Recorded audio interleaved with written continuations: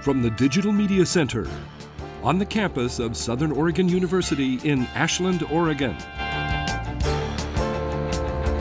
This is Ramping Up Your English, an educational program for intermediate level English language learners.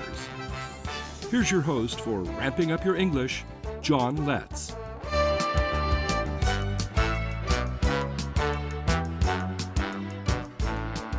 Welcome to Ramping Up Your English, winner of the Southern Oregon Television Program of the Year and the Best Education Show for 2017. I'm producer and host John Letts. Ramping Up Your English is an instructional support program for intermediate level English learners. And if you've already passed the beginning stages of learning English and you want to reach higher levels of proficiency, this program is designed to meet your needs and get you closer to your goal. Ramping Up Your English is for English learners from all language backgrounds and for people of all ages. We take a content-based approach to helping you reach higher levels of English proficiency. Our current thematic unit is Native Americans. This is segment 1 of episode 84. Now, if you've watched the last 5 episodes, you know that we're looking way back in time, thousands of years ago, when the first Americans arrived on the continent, and how these people and subsequent generations adapted to the changing conditions that caused their first food source to go extinct. But that also opened up new land, not covered by ice, to be settled or utilized for supporting their families. Yes, all that was a long time ago, so we're learning the language functions of English that are needed in learning and reporting on Native Americans. We'll continue with that language upgrade in this episode, but first, let's continue that engaging story of this great migration saga where we left off. Our previous episode featured the great presentation by Professor Roberto Valdez about the Clovis culture. In this episode, let's go forward in time to the Folsom culture. This video is an interview with an anthropology professor at the University of New Mexico telling us about the Folsom culture. Let's see what we can learn.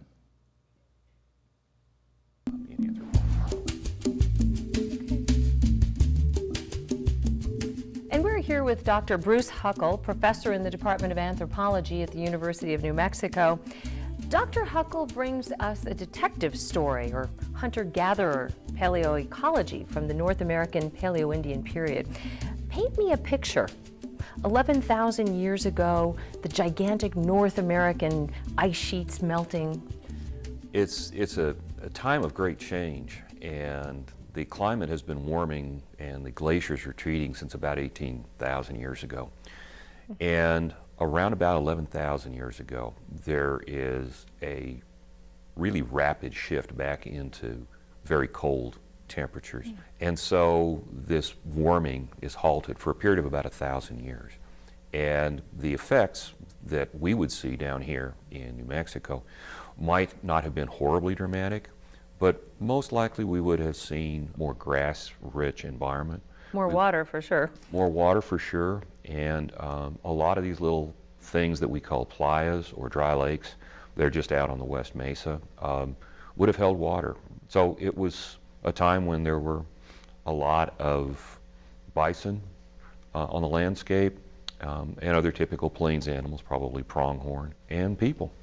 So who were these people that were moving into the continent in this area as it was still changing? The folks that were here between around about 10,900 and 10,200 years ago are a group that we call the Folsom. We don't know what they called themselves, of course. They left no written records. But we call them Folsom because their distinctive spear points were first recovered from a site where they had killed a number of bison up by the little tiny town of Folsom, east of Raton. What do you think is important for us to know today about the Folsom people? They were around for probably upwards of 700 years. So their lifestyle, their adaptation, if you will, to this set of environmental conditions was one that was very successful. You know, today we talk about sustainable lifestyles, and this was probably a good example of a lifestyle that was quite sustainable, provided that you were willing to move frequently, cover a lot of ground. You're probably not, ever occupying what we would consider to be a permanent village, but just camp after camp after camp. The other thing that's interesting about them is that they made some of the most stunning spear points that we see in all of North American prehistory. They're often out of very beautiful stone. They're most of the time very beautifully worked, what we would perhaps interpret as aesthetics, where Really? they are going after raw materials that are among the most colorful, the ones that are perhaps most striking. And it may be just an expression of what they saw as beauty. It may be an expression of respect for the animals that they're hunting.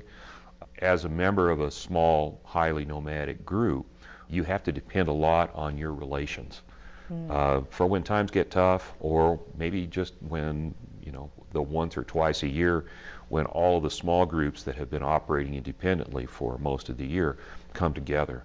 That would be a time when you could build and cement relations with other small groups, and that might include the trading of raw material, exchange of mates, building those kinds of social and to a degree economic ties that would help you be a successful hunter-gatherer. Probably better to have a more artistic, beautiful arrowhead to trade with if that was among the things you traded. Exactly. I think it would probably be a little more desirable to have you as a trading partner if you have something that has that kind of impact. Tell me a little bit about the first Folsom discovery. You said that was actually northeast?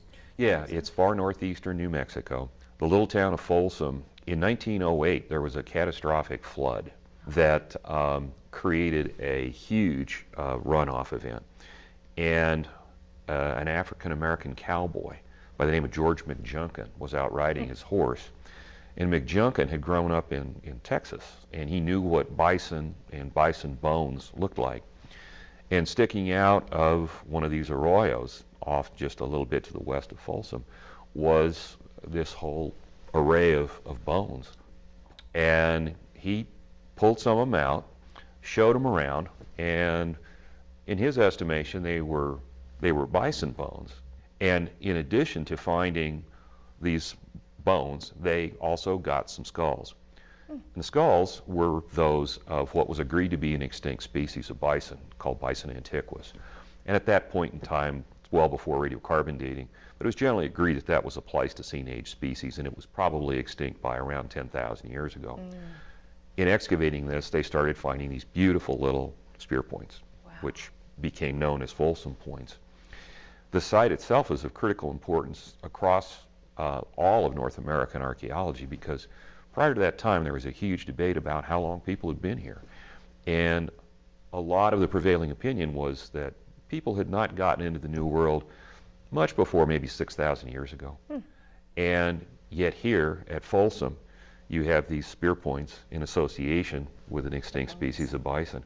So all of a sudden, your world gets kind of turned upside down, and you have to accept the fact that you have people in here at the end of the last ice age, at the end of the Pleistocene. So you find an artifact. How do you identify it as being of the Folsom period? The most distinctive thing are the spear points. They're called fluted points in the sense that on both sides they have one large flake that is struck at the base and driven up towards the tip. And it creates this groove. Wow. Fluting shows up nowhere else in the world but in North America. Oh, and it has its origins with a group that we call Clovis, and they are probably the ancestors of Folsom. Folsom folks take and refine this fluting technique to the degree that virtually the entire surface is the scar from that flute. So it really is So an they're art very form. distinctive. Yeah.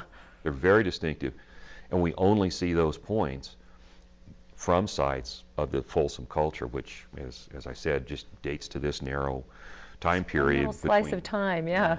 And after that, it's gone. We don't see it again.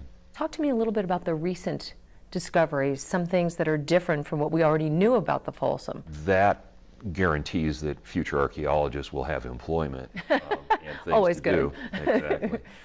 We have a lot of questions about exactly who these people were, how they went about making a living, and where they went, where within North America they occur.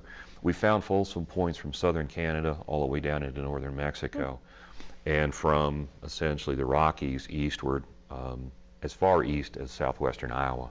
So the sites that I've been working on that are just out west of Albuquerque here have provided us with some new insights. These are the first sites within this region to be able to say, okay, yes, we do have the remains of bison, not horribly well preserved, but in association with these Folsom artifacts. The sites out here are sitting around these very small dry lakes, playas, but they're in sand deposits. And so we're never having to excavate much deeper than about like this. But the negative side of it is that because, sediment is accumulating so very slowly, you don't get the good preservation. Right. So all we have left of the bison are primarily pieces of the tooth enamel. Is that right? And little bits and splinters of bone that we can say are large mammal. So the sites that we've been investigating out west of here are dominated by raw materials that come from distances of anywhere from about 75 to 200 kilometers away. So we see obsidian from up in the Valle Grande. We see what is called pedernal chert from up on the northern end of the Jemez. We see what's called Chusca chert, and that comes from the Chusca Mountains that are out on the Arizona-New Mexico border. And we see a material called China chert. All these raw material sources are to the west or the north. It's pretty clear that they're moving south. But where do they go from there? We're still debating how people get into North America. The traditional model has Clovis, or the ancestors of Clovis, coming down between the Laurentide and the Cordilleran ice sheets. In other words, up in northern Canada. As the melting begins at 18,000 years ago, the Cordilleran retreats westward, the Laurentide ice sheet retreats eastward, and they open a corridor between them. So the traditional model has people coming across Beringia and then down this so-called ice-free corridor. Once they get south of the ice sheets, they appear to spread. How does Folsom culture relate to some of the Southwest, the Native American cultures, the recent ones of the Southwest? Is there any correlation between them? That's a really good question. When you're talking about something that's 10,000 plus years older than contemporary Southwestern groups, it's really hard to establish links. For an archaeologist, we tend to rely on things like similarities in pottery or in architecture or in stone tools. Well, with Folsom, you have no pottery, you have no architecture. You have stone tools, but they're stone tools that are designed for an entirely different lifestyle and set of weapons. So it's really hard to say, there's this clear line. Right. Having said that, we suspect that there is at least every good chance that Folsom folks have descendants in our contemporary cultures in the Southwest. It may be just a very, very small sort of input, but if you look at it from the perspective of Native Americans, a lot of their traditional stories talk about how things were in times past before they reached the areas where they live today. And some of these groups talk about a lifestyle where they're subsisting on wild game, wild plants, and always moving. What do you think we would have to discover to really, really know who the Folsom people were? One of the things that would be great would be to be able to find sites that have just superb preservation. A Folsom occupation in a dry cave. These people could have been superb hide workers, hide painters. So we really don't know what these people looked like. So no DNA evidence? No DNA evidence. I really would like to see what the people looked like, because ultimately it's the people and their behavior that we're that we're interested in as anthropologists. Well, maybe there's another Mr. McJunkin out there ready to make a find, and he's riding a horseback or doing some digging, and maybe we'll find that really preserved site that'll offer some more clues. But in the meantime, it is a great mystery, and I thank you for sharing it today. My pleasure, Augusta. Thanks for having me. You bet.